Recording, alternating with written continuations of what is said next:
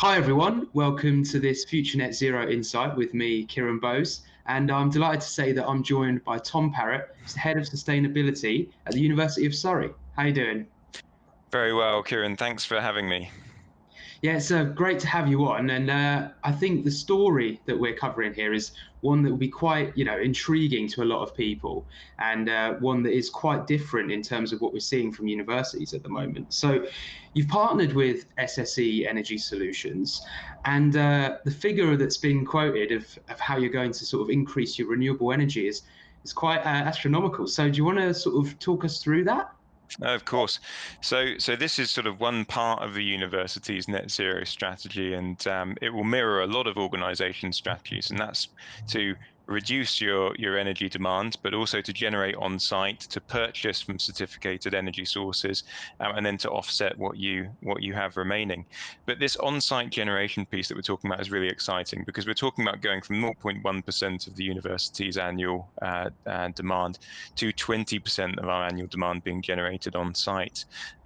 So a lot of this will be generated from a new solar installation, and the university has a lot of campus and space which it can use to bring this to the fore, Sure. and also a heat decarbonisation solution that will use the electrification of heat, which is a challenge that is very relevant to a lot of businesses at the moment, particularly with spiralling gas costs. Yeah, I mean, the part that really strikes me is the switch from 0.1% to 20. That is a big jump. So with this new solar facility, and as you say, more kind of focus on low carbon heat, will this be kind of generated for the university's operations, for like the buildings students use, and where will that sort of energy be going? This energy will be generated for the university. So the university has two campuses. We have a sort of variety of buildings that include halls of residence, mixed-use offices, research-intensive facilities, cafeterias. Sort of a mini city, as many universities are. Sure. And this energy is going to supply all of that because we have private networks within those sites. So people will be able to get on site and get a real feel for using energy that's been generated just down the road or on top of the buildings or very, very short distance away. So we want to make that really transparent for people as well. We want to give our students and staff information on how much of this is being generated on Mm, site, and really inspire them because we know that staff and students are really interested in this. Just two sure. years ago, we conducted our own surveys on students and staff and their perceptions to sustainability. And we know that 80% of those thought that good sustainability credentials made a university a more attractive place to study and a more attractive place to work. So it is just the right thing to do. And we've not just announced a target, we've got a plan and we're moving ahead with it. And I think that's really positive. 100%. I mean, I was actually going to ask her what the staff and the students think of it. So, I mean, it's really great insight. And I'm guessing with this project, obviously, it's very early stages. But is this something where you'd quite like to maybe be seen as like a trailblazer at Surrey, for kind of other universities to think, you know what, we could generate more green electricity for ourselves too? I think this is a model that other universities will want to look at very closely because um, universities are sort of uniquely placed in so they have as I say, a sort of a city effectively within a sort of city or a town that they have control over. So it's actually a real exemplar as to how a smart city can work, the sort of technologies we're talking about here. And this partnership, let's not forget, doesn't just extend to generating renewable energy. There's a really significant research partnership that's going to come forward as part of this.